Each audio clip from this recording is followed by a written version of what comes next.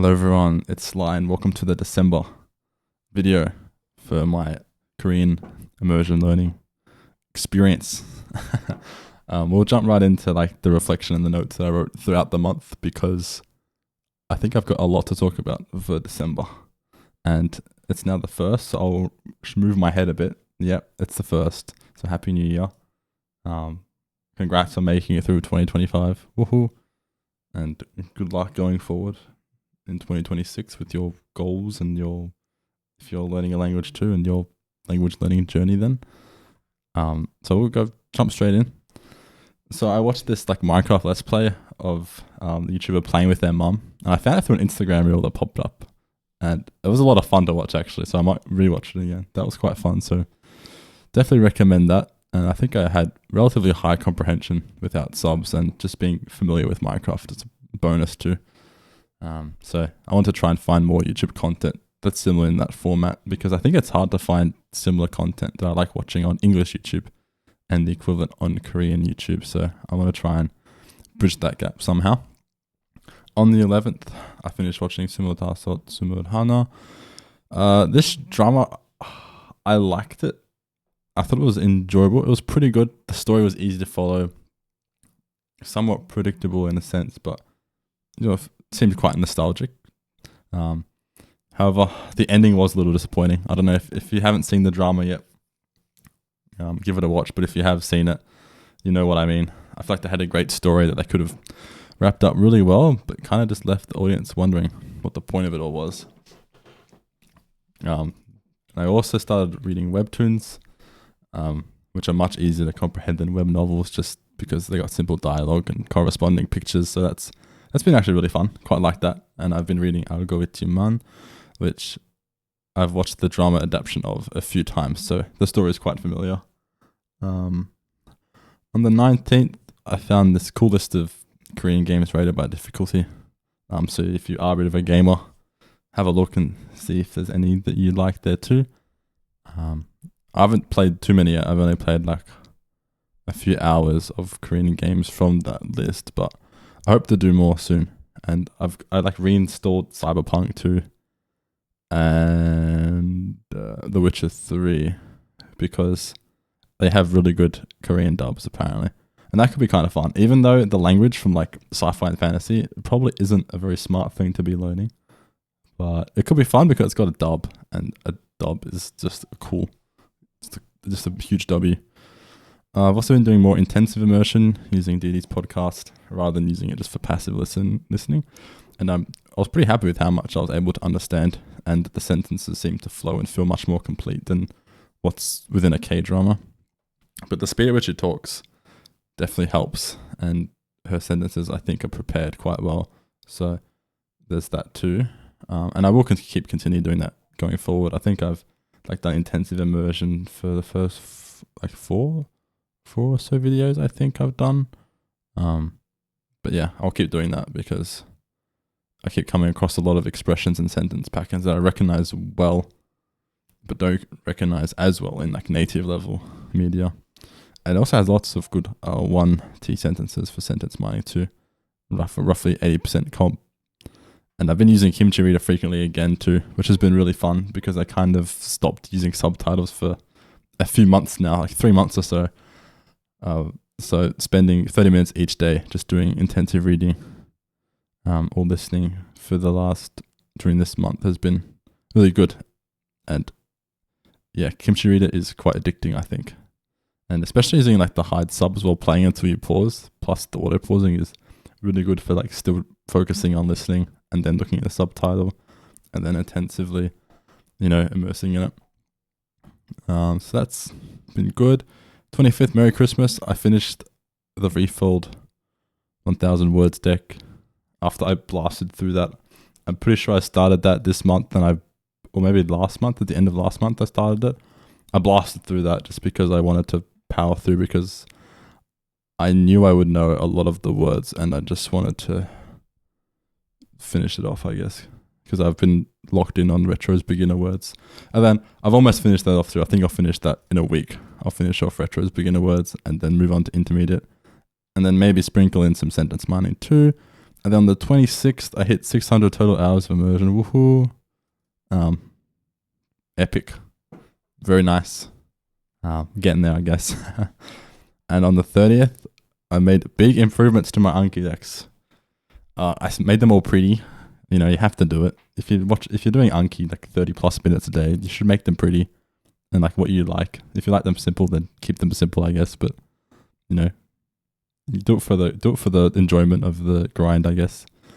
And I updated like my word audio to use Google Cloud CTS, which has been more consistent in 11 labs for short words and doesn't mess up Pachim as much as first consonant as much as and some of first consonants too, because sometimes 11 labs just completely butchers a consonant, even though I don't know how to explain it, but sometimes the TTS is just not right at all. For some words, it's very rare, but it bugs me a lot, because then I have to resort to using like Papago or Google TTS. You'll translate TTS or ChatGPT CTS, and I don't like that. And I also hooked up KRDict to grab pronunciations, Hunter, part of speech, Korean definitions for cards that were made from pre-made decks. So like the Refold deck, Retros decks, I've all hooked in, added new fields using that. So when I finish reviewing the new cards of those decks, like the public one, like Retros beginner deck, and when I get to Retros intermediate too, I probably will put it on Anki Web, because I think I've corrected a few sentences, and I've also I've added audio to it. I've added like word audio. I've added like Hunter pronunciation. There's a whole bunch of stuff, so it might be useful to others. So when I finish that one and I just review the definitions and stuff, I will probably upload it. So I'll actually just show that now. Why not? So like you can see I haven't done my reviews yet. We're at 11 p.m. So that's going to be after I record this video. We're jumping straight into that. So let's go if I go to like the Retros beginner deck, and if we pick one like Chinchok, sorry. So this is the front. I've kind of reworked this, but I reworked this kind of today actually. But in the past, this wouldn't be here. I've only been doing audio cards for the last 2 or 3 months. So I've kind of changed. I'll talk about this later and why this is here now on the front. But anyway, you can see it's kind of pretty. Got the sentence audio, got the word audio, got the target word to learn here. Big semi-bolded. It's big. And then we got the sentence there. You flip it over. You get a definition for the word. You get the pronunciation. You get the Hunter. You get the part of speech, Myeongsa. So this is a noun. So it looks like it's pretty. It's kind of based on like the Kimchi Reader's CSS, but I made some changes and the colors and stuff. I made it kind of suit my programmer, my coding colors too, because I like keeping all the colors the same. But anyway, that's what that is too. So, so in like the original retro deck, it only has the sentence with the bolded word and the sentence audio, and that's really it. There's no definitions, so I've added all of this stuff with the help of like the definition is generated by ChatGPT. This is grabbed from KRDict, and this was grabbed from ChatGPT.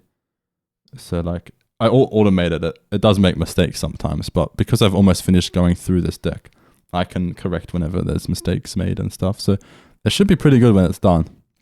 Sometimes the definition's a bit bloated though, but like when you long for or miss someone or something, it does this kind of often that you cannot see or be with. Sometimes it makes the definitions quite complicated, but it's fine. It's the words here. There's only 1,500 of them. Like after this deck, after intermediate, like it would all just be sentence mining. And for sentence mining, you already have the KRDict English or Korean definitions that Kimchi Reader gives you. But also for like the refill deck too. Like if I just pick a random one too. Like you got the front, you got the back. Quite a good setup, I think. So I'm really happy with how it looks. But yeah, I'll talk to why I've put the text on the front as well now instead of only audio. I think a little bit. I think I wrote it somewhere. We'll get there. But anyway, I also went through my toggle, as I think I've been counting a large majority of my active input as passive input when it comes to like podcasts, during mindless tasks and commute. So I altered like some of my old entries based on this criteria, where if it was less than 60 minutes, free flow or primed or visual plus audio content, so like TV shows, YouTube, I just marked it as active. But if it was greater than 60 minutes, I kept it as passive because I was likely white noising it. So that was like how I decided to change my old entries, because I feel like I was really underestimating how much active input I had just because I kept making the mindless tasks. Even if I was like fully focused, pretty much like 90% focused on the audio while I was doing dishes or commuting or whatever, I would still mark it as passive because I wasn't like sitting down just fully focused. But I think that should be good now. Anyway, where am I at now? Whoa. Where did that go? Oh, here. So in terms of like refold stages, I'm in phase 2, reading plus listening, which I guess I've kind of copied this from their YouTube video. It's like learn 500 words, immerse in audio alongside text. For Korean, as an English native speaker, this phase will last 1,000 hours. I'll finish this phase with 1,200 hours. So like these activities, and more precisely, I'd say like stage 2B, which is I'm like level 3 comprehension gist, which is I can recognize at least half the words being used. I think I wrote this in the last video, but I feel like I'm definitely at a level 3 rather than between 2 and 3, where I recognize at least half the words being used. It isn't uncommon for me to understand entire sentences. I can follow along with most of the main ideas expressed, but I kind of miss most smaller details. Recognize 50% of the words being used, but that doesn't mean I understand them. I'd say this, just the sense that I heard them or seen them before. I can't actually understand entire sentences, follow the plot points of story, though details will still be a mystery. So I'd probably say 2B, maybe like still a little bit 2A in terms of like plot points of a story, but yeah, 2A, 2B, whatever, somewhere in there, but probably closer to 2B, I'd say, just from like the half the words being used kind of thing. But where to now? I'm really proud of the progress I made this year that I've stuck through. I don't know what month this is. Is this month 7 or 8? Something like that. And I'm pretty happy with like how far I've gotten with Korean so far. So, you know, that's pretty huge for me. I'm quite happy with that.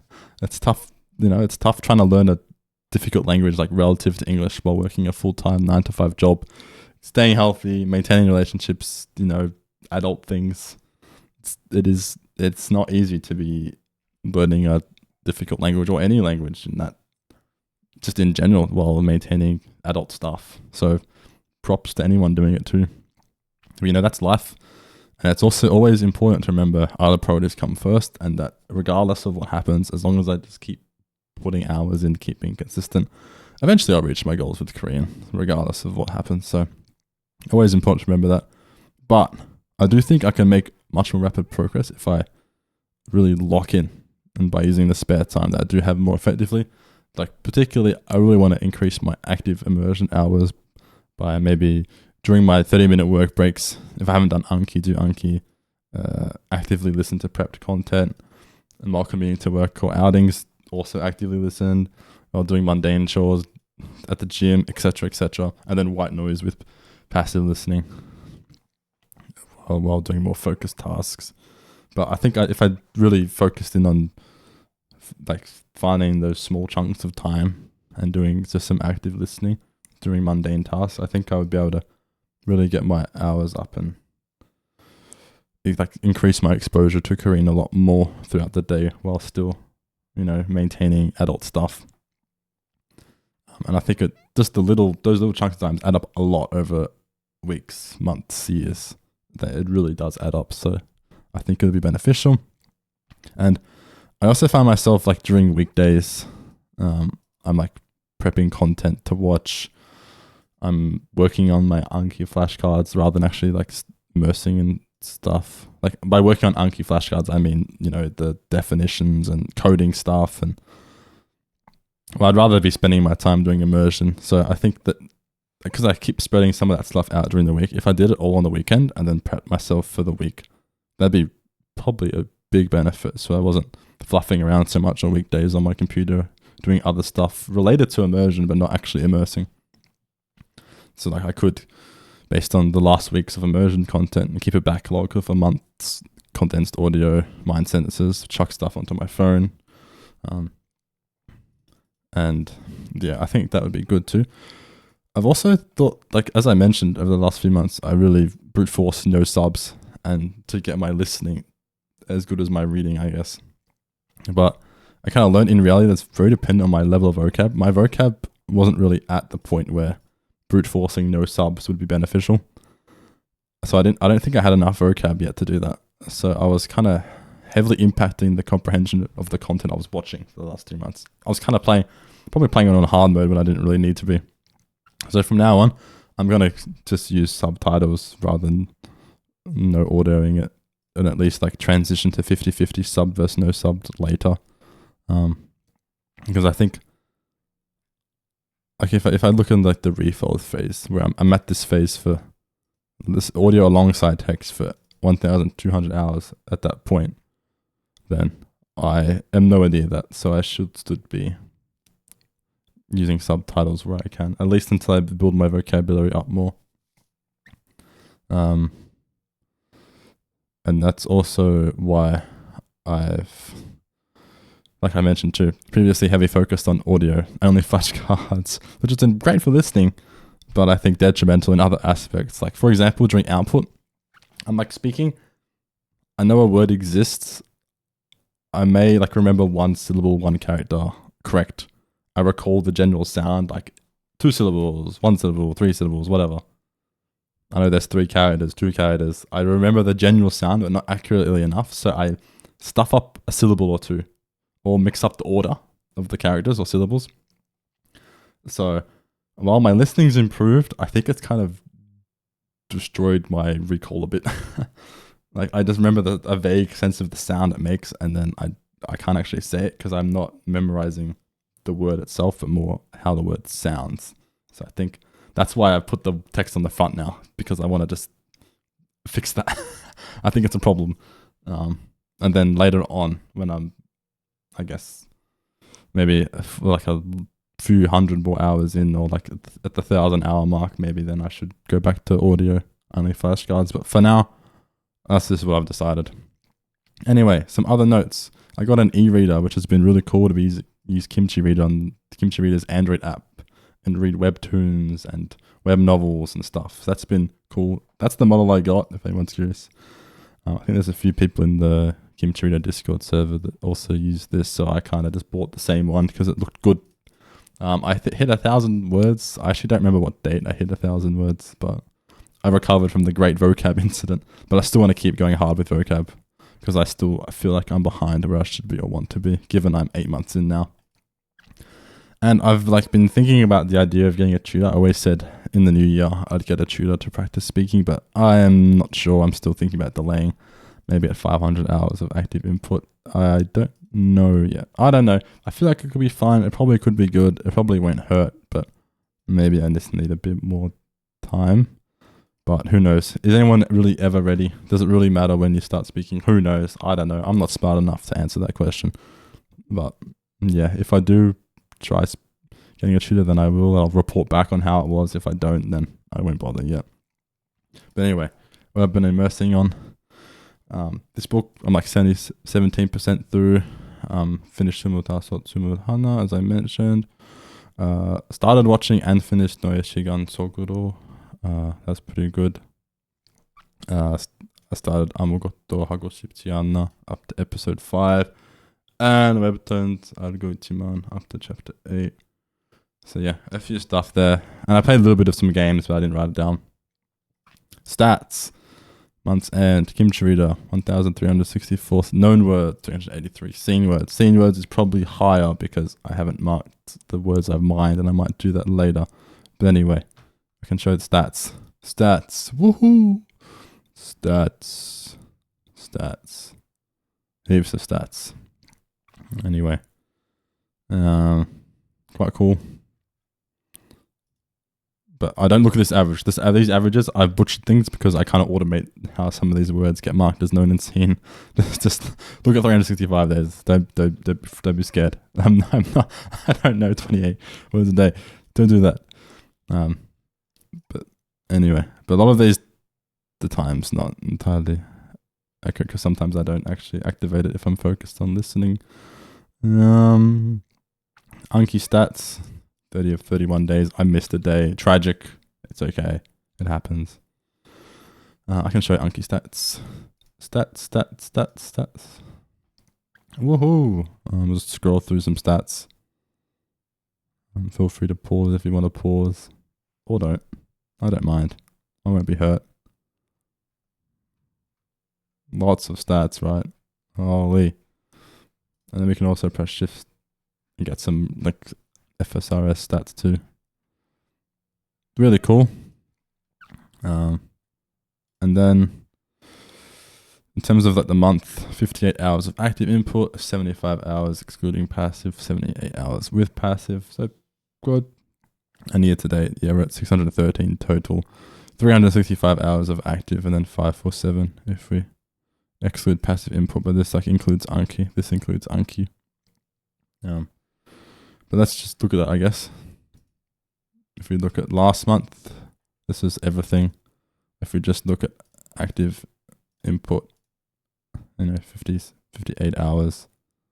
If we look at everything that isn't passive and include Anki, then 75 hours.